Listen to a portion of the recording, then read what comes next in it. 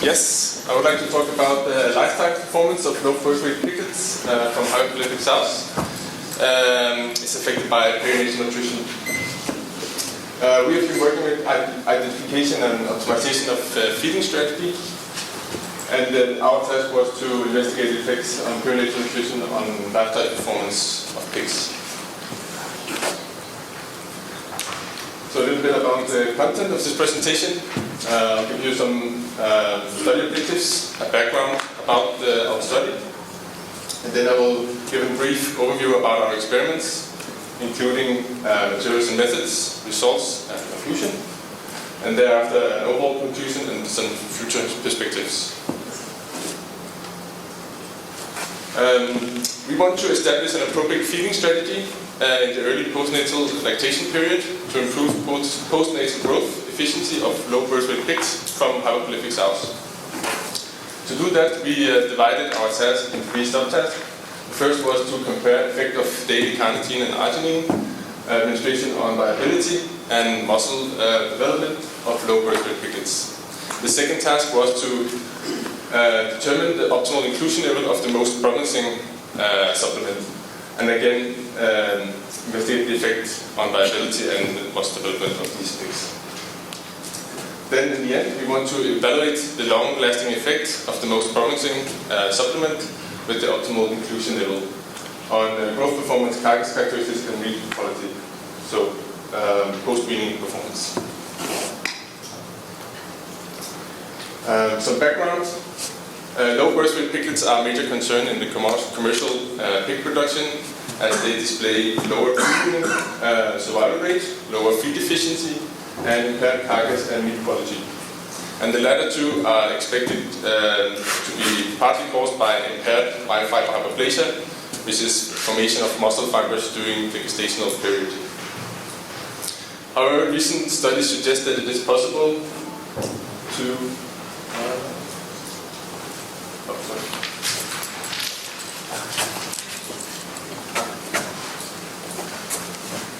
it is possible to improve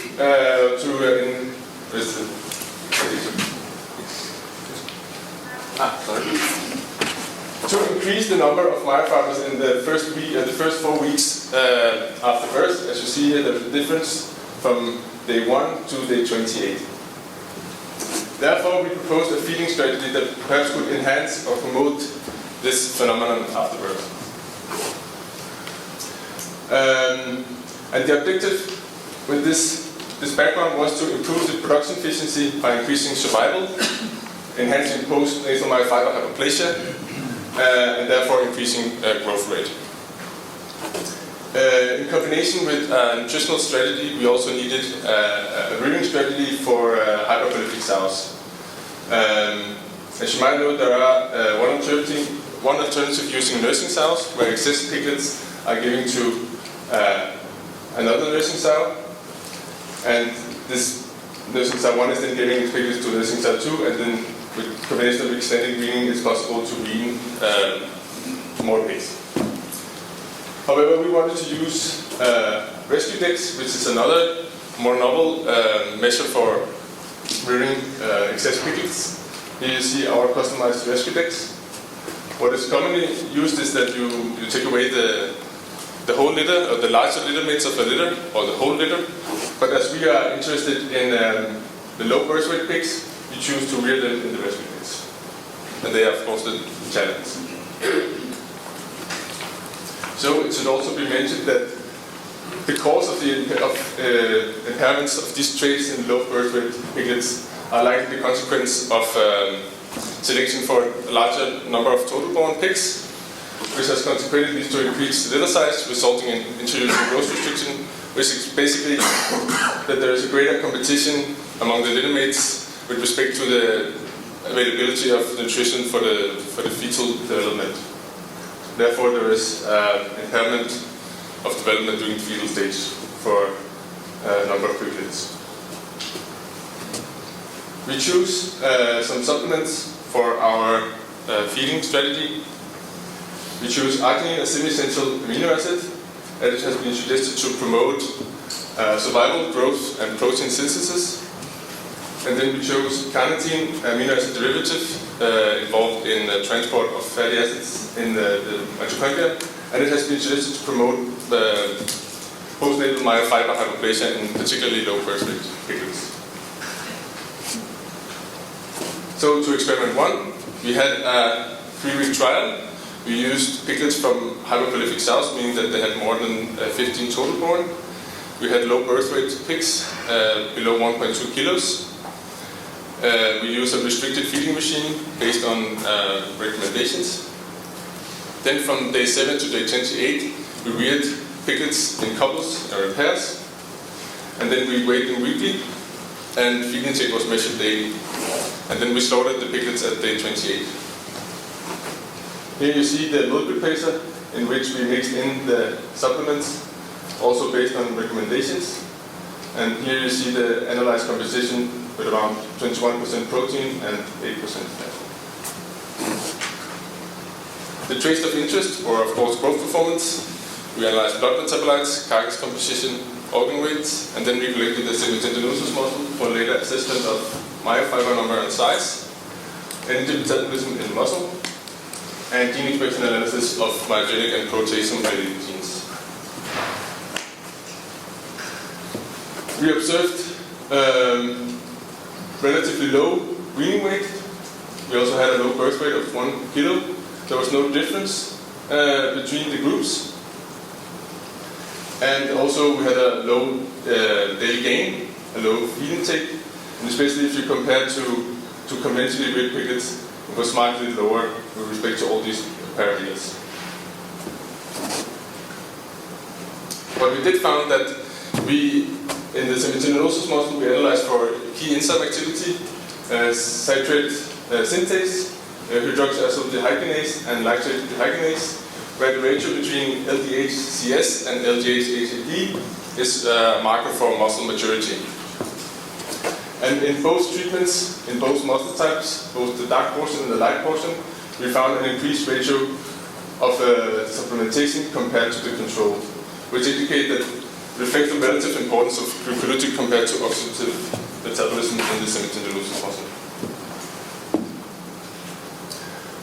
So after experiment 1, we concluded that both supplements positively affect muscle maturation in early life. However, there were no effects of supplementation on growth performance and carcass composition, and we had relatively low weaning weight, as I showed you before, which might be due to this restricted feeding regime. Therefore, before we initiated experiment 2, we changed to ad-libitum feeding.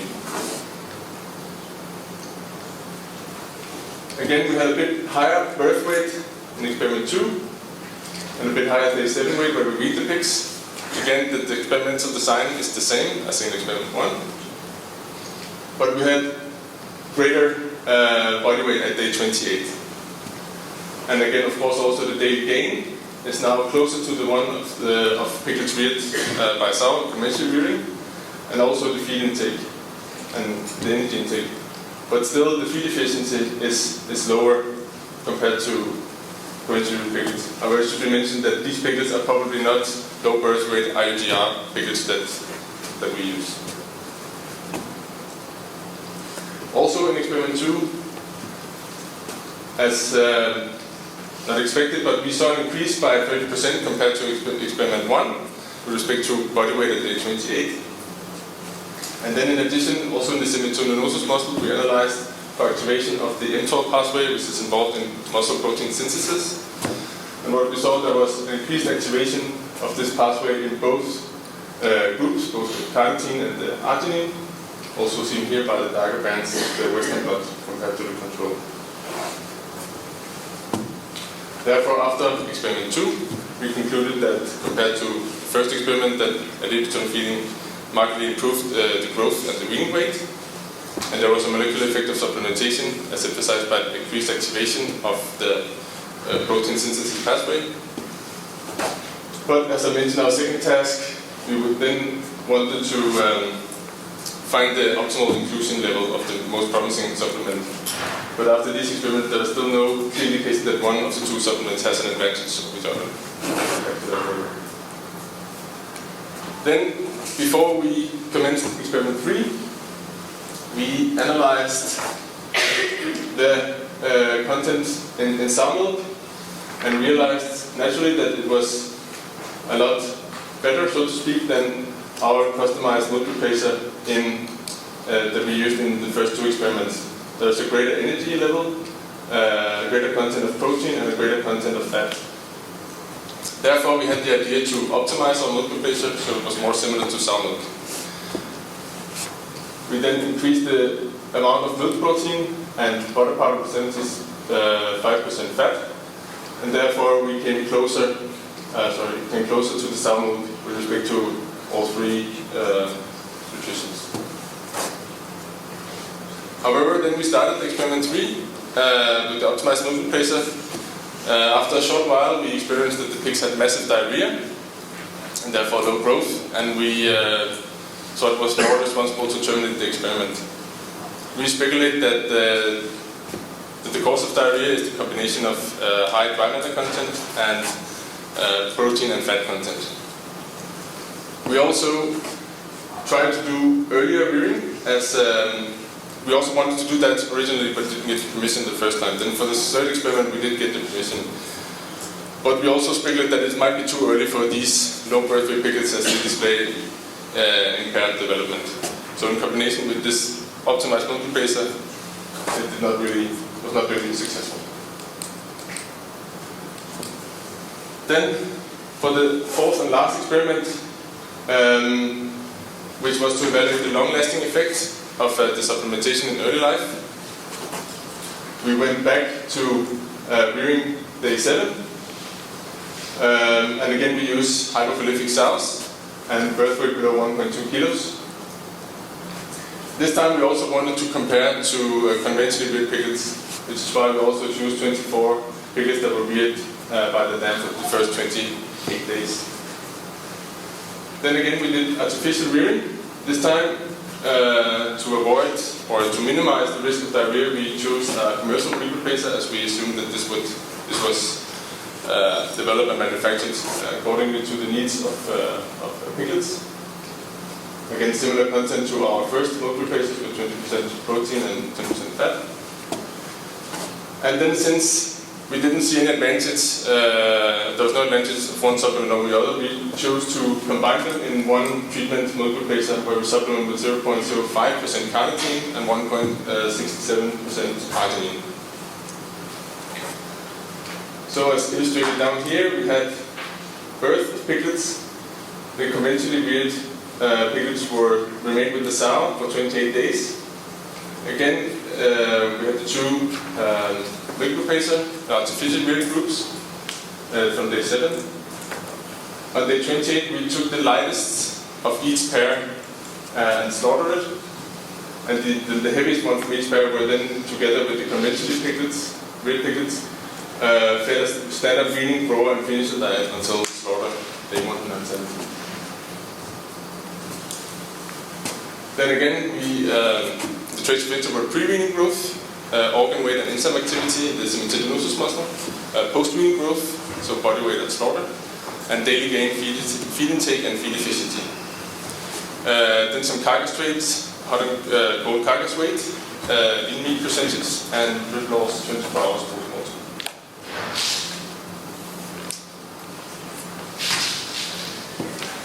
Again, we had very low weaning weight. We expect it could be due to low dry matter content of the milk replacer. However, all piglets survived the experimental period, and the incidence of diarrhea were much fewer than the previous experiments. And this survival rate is in contrast to the 8% mortality rate from day 7 to 28 of the conventional reared piglets that we have in our experimental herd. Then again, we had very low birth weight, and again, low weaning weight as in experiment 1. Also, daily gain, feed intake, and energy intake, if we again compare to the conventionally reared sows, piglets. Then, of the piglets that we slaughtered day 28, we unexpectedly found greater stomach and liver weight in the control piglets. But in the white portion of the sementilonosus muscle, we also saw greater CS and LGH activity in the carnitine arginine group. is here. But not with respect to the ratios as our first experiment. There was no difference, no significant difference. Then at the slaughter weight, there was again no significant difference, but there was a 6 kilo numeric difference between the control here, and then the carnitine arginine and the conventionally reared piglets. And we speculate that why there is no significant difference is due to the large variation within the groups. And with respect to the daily gain, and then we have the daily gain, the average daily feed intake and efficiency, and again there is no difference between any of the groups with any of these parameters, but there is no unusual pattern either with respect to these traits. Then we wondered if we could explain this difference in body weight as slaughter by looking at the eating behavior. Therefore, we measured the average feed intake per visit, average feed intake per minute, average visit time, and visits per day. But still, again, there is no difference between the groups, so we can not explain the difference in slaughter weight by eating behavior. Then some carcass traits. Again, there are no difference between the groups, but within the artificially reared groups, there is a tendency that carnitine arginine tended to increase the carcass weight by the hot carcass weight and the cold carcass weight, but there is no difference with respect to the lean meat percentages. Then some meat quality traits. We found that the tendency of less water holding capacity in the control group, with the artificially reared control group, compared to the conventionally reared pigs. Therefore, we reached the overall conclusion that arginine and carnitine act as bioactive components in low birth weight IMGR piglets. So it promotes muscle maturity and increased protein synthesis. However, these parameters do not positively influence growth performance. As we also see, there is no clear supplemental effect on growth. However, we did find improved survival rate of low birth weight piglets from day 7 to 28 of age. And most importantly, the growth performance of these growth impaired pigs is not compromised by artificial rearing. Then perspectives or ideas for future studies. We still believe that milk replacer needs optimization, dry matter, protein and fat content, plus also adjustment of amino acid and fatty acid composition. And can we assume that sow milk is also optimal for these low birth weight piglets, or do they show impairments on other physiological functions so they cannot deal with this milk replacer? Although in theory it should be the best.